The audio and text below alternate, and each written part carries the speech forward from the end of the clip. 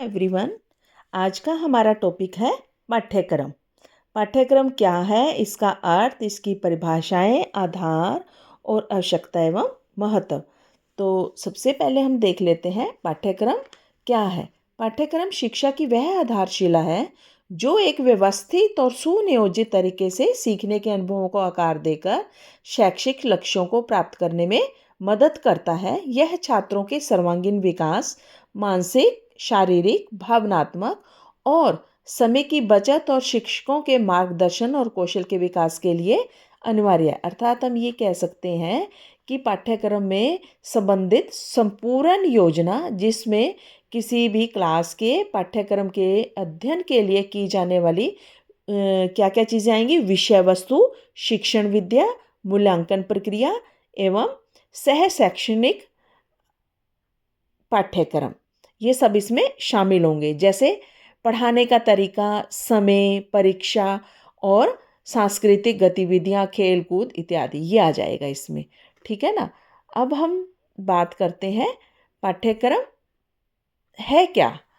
तो पाठ्यक्रम के अंदर वही सभी विषय वस्तु आ जाएगी, गतिविधियां और बच्चों के अनुभव शामिल होंगे।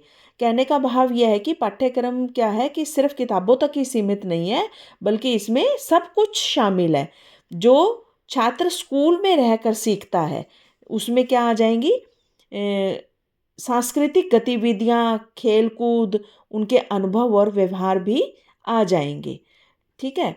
तो पाठ्यक्रम जो शब्द है, अगर इसको मैं कहूँ पाठ्य प्लस क्रम, तो पाठ्य का यहाँ मतलब हुआ पाठ या विषय वस्तु या कोर्स ऑफ स्टडी भी कह सकते हैं, और क्रम का यहाँ पर क्या मतलब हुआ, सुव्यवस्थित प्रस्तुतिकरण।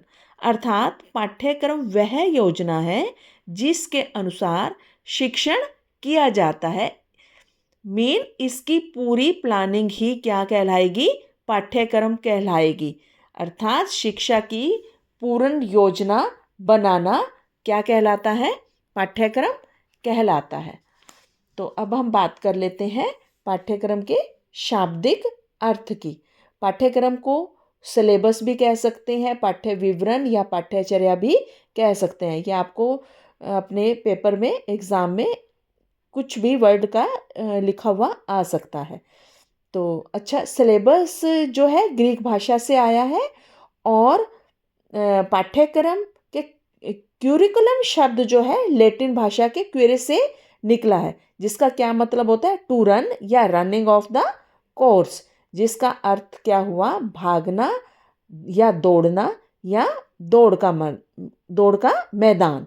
अर्थात ऐसा दौड़ का मैदान जिसमें विद्यार्थी इस रेस में हिस्सा लेता है, और यह एक ऐसी रेस है जिसमें विद्यार्थी दौड़ते हैं। क्यों दौड़ते हैं, किस लिए दौड़ते हैं, एक गोल या लक्ष्य पर पहुंचने के लिए। यानी कि जैसे अभी आप बीएड या डीएड या बीए बीएड करने के लिए आए हैं, आपका एक मकसद है ना टीचर बनना, तो ये वही है कि आप वो सभी अपने उस लक्ष्य पर पहुंचने के लिए, उसको हासिल करने के लिए उस दौड़ के मैदान में दौड़ते हैं। ठीक है। दूसरे शब्दों में हम क्यूरिकुलम को इंग्लिश का मतलब क्या हो गया, कोर्स भी कह देते हैं। यानी वह रेस जिसमें बच्चे रन करते हैं, किसके लिए करते हैं, अचीवमेंट गोल के लिए। अब हम इसके बाद बात करते हैं इसमें और क्या क्या चीज़ें आ सकती हैं। अभी आप एक पिक्चर में देख रहे हो, इसमें क्या क्या चीज़ें आ गई हैं, विषय, गतिविधियाँ, शिक्षण विधियाँ, मूल्यांकन, ये सभी आपने अभी इंट्रोडक्शन में देखा भी है ना। तो विद पिक्चर इसलिए दिखाया कि आपको अच्छे से क्लियर हो जाए, कंसेप्ट क्लियर हो जाए कि इसमें क्या क्या चीज़ें आती हैं, क्योंकि कन्फ्यूज़न बहुत रह जाता है इसमें। तो इसका मतलब क्या हुआ, पाठ्यक्रम ही शिक्षा का पूरा रोड मैप है। अब मैं आपको यहाँ पर एक चित्र के माध्यम से दिखा रही हूँ कि ये रोड मैप, इससे और भी आप इस पिक्चर से आपको और भी अच्छे से क्लियर हो रहा है कि पाठ्यक्रम क्या है, शिक्षा का मार्गदर्शक होता है, अर्थात शिक्षक और विद्यार्थी जो होते हैं सही उन दोनों को सही दिशा दिखाता है कि पढ़ाई को कैसे आगे बढ़ाना है, कौन सा पाठ्यक्रम होगा, किस तरीके के होगा, वो सारी चीज़ें इसके अंदर आ जाएंगी। इसका आसान वे जो क्या हो गया, पाठ्यक्रम वह योजना है जिसके अनुसार शिक्षण कार्य किया जाता है, अर्थात उसमें क्या पढ़ाना है, कैसे पढ़ाना है, कब पढ़ाना है, इसकी पूरी प्लानिंग ही क्या कहलाएगी, पाठ्यक्रम कहलाएगी। ये आसान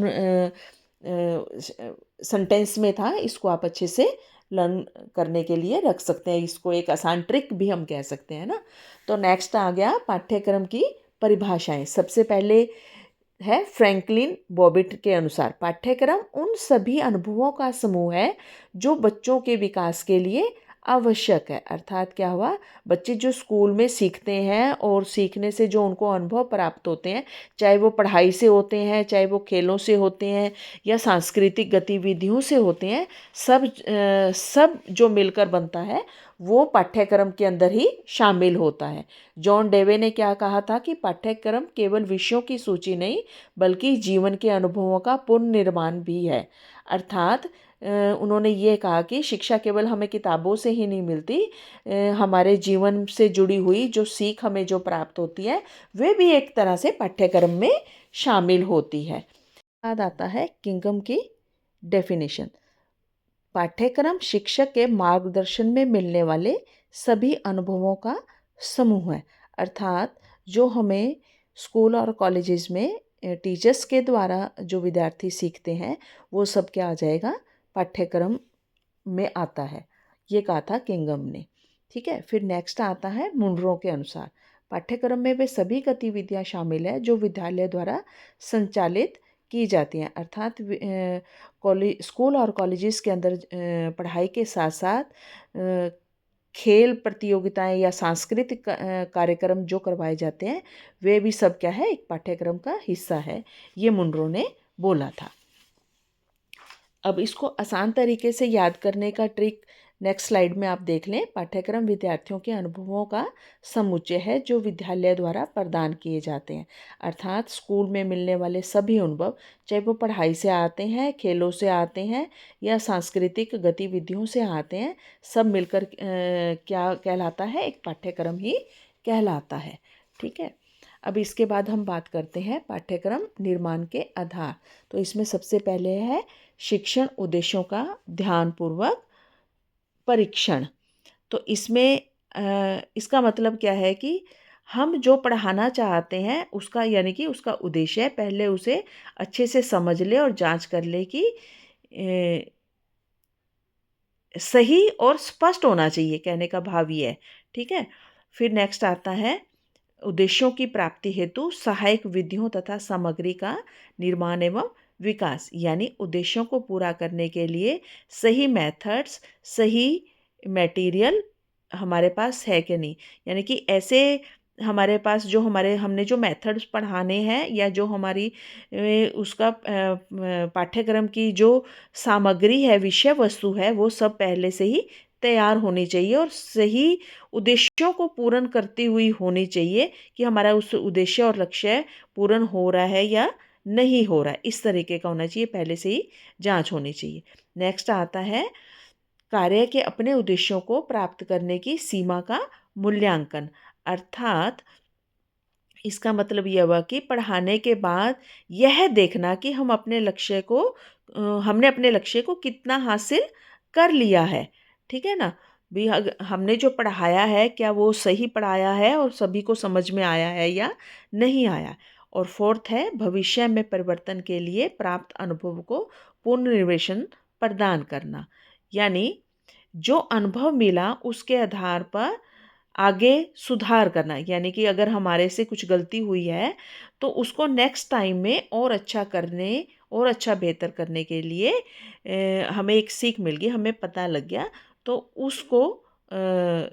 उसको हम चेंज कर पाएँ, ये कहा गया है इसमें। तो नेक्स्ट हम बात करते